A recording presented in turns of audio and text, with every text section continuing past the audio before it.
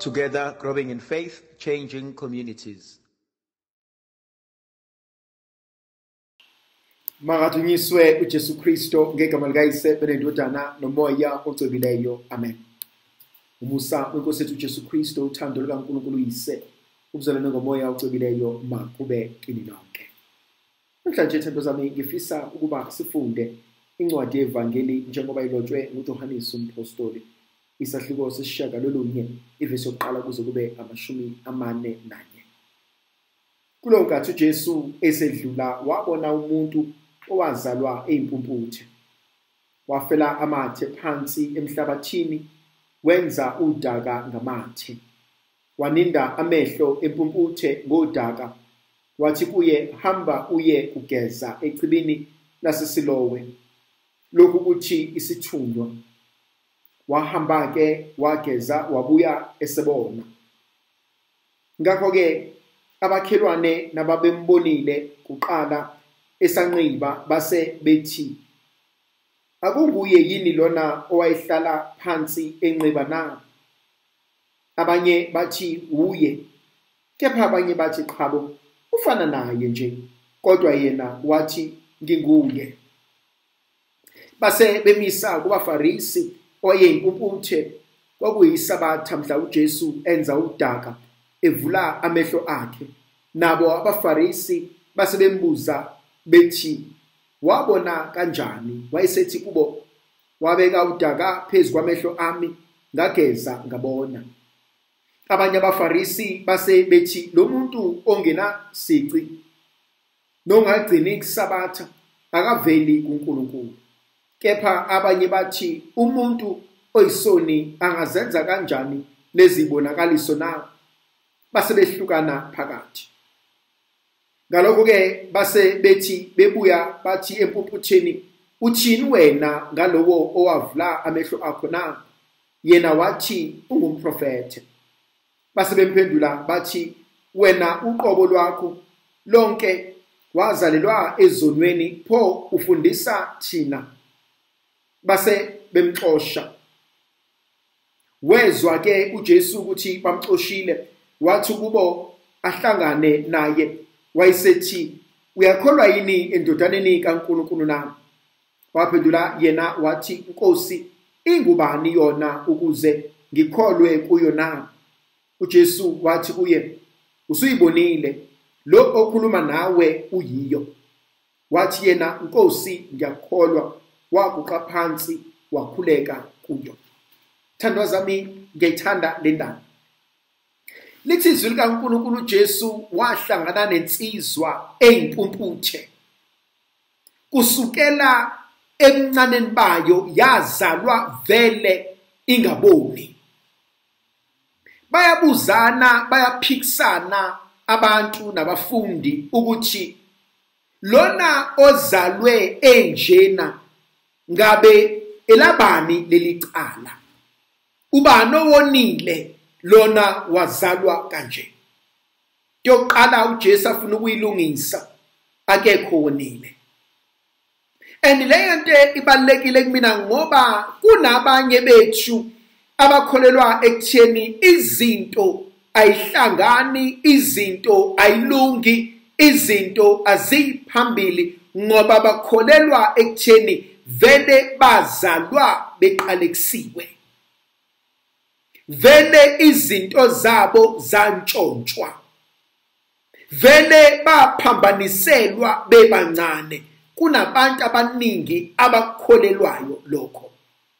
Kodwa bengifuna ukuthi kuneningi labantu izinto zabo ezibukeka zingaqhubekeli phambili, hayi ngoba nakhu uNkulunkulu ekukhohliwe, hayi ngoba nakhu uqalekisiwe, hayi ngoba nakhu wazalelwe esoneni, hayi ngoba nakhu kukhona abakubophela izinto, hayi ngoba nakhu kukhona abakufisela okubi. Cha, uNkulunkulu kukhona aqeqeshela kona. Kubalulekile kumina ukuba ngisho le ndaba. Khona izinto uNkulunkulu azofuna zenzeke kuwena ngoba uqeqeshela your next level. uNkulunkulu akathathi nombani. Yazi lento ifana nomuntu ofuna ukuqeqesha amasosha akhe ebese wafaka awahlukanise ngezigaba.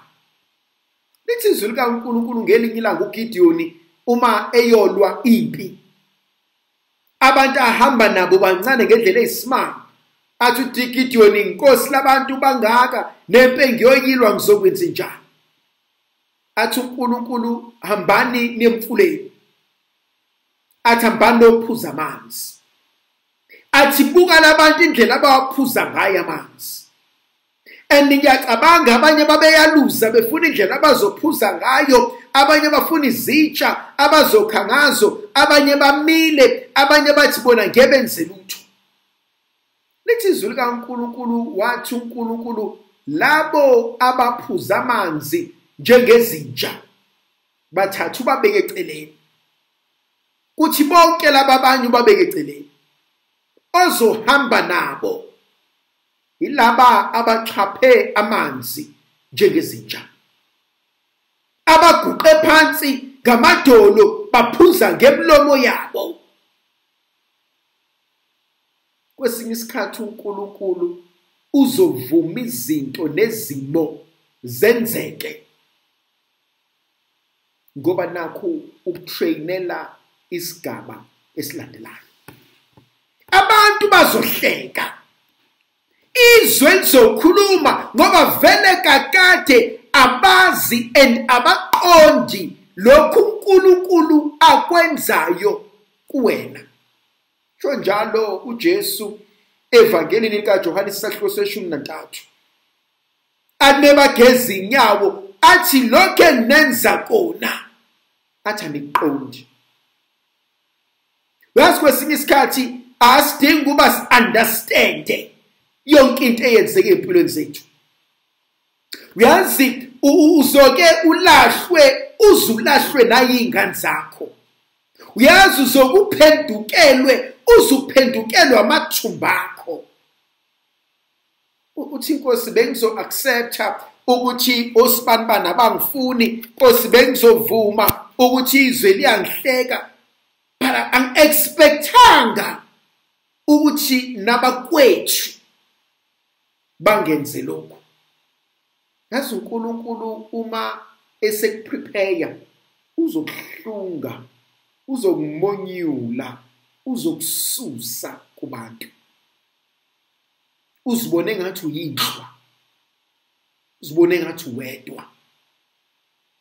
Yabona uNkulunkulu mesefuna ukusebenza ngawo, khona abantu azobasusa, and khona ameva azowafaka. Uzobone ngathi izinto ziyabheda, abantwana bazophelelwa imisebenzi, kuzoba khona umsindo egcekeni, kuzoba khona izifo kushonwe. Uthi uyabheka, uthi uyaqaphela, kodwa ubone Nkosi angenzanga nje kabi. Kube khona abazodidisa. Kanti uNkulunkulu yena osebenza umsebenzi. Akusiyo yonke impi esibhekene nayo emele ukuba isibulale. Enye impi isondela ukuze ikwazi ukusinikeza amandla amasha. Lensizwa akonanga muntu kuyona, kodwa ukuze amandla kaNkulunkulu abonakaliswe. Bathi mabeyibona lensizwa abayaziyo, bayayibona isigcotshwe udaka, uJesu abogeza, amebuye ukuyogeza, useyabona. Yangimangaza mina le ndaba. Uye emfuleni engaboni, wabuye emfuleni esebona. Athi mebuya bayambuza ukuthi kwenzakaleni. Athi umfana, athi mina ngihlangane nendoda engigcobe ngodaka emahlweni, yathi angigeza maqedane ngabona. Yazi khona ezinye izinto uNkulunkulu azozenza empilweni zethu, sibakaze bese sibuka phezulu sithi ile ndoda ephezulu eyenze lento, bengekona ukwazi nokuhlakanipha nokuqonda kwami.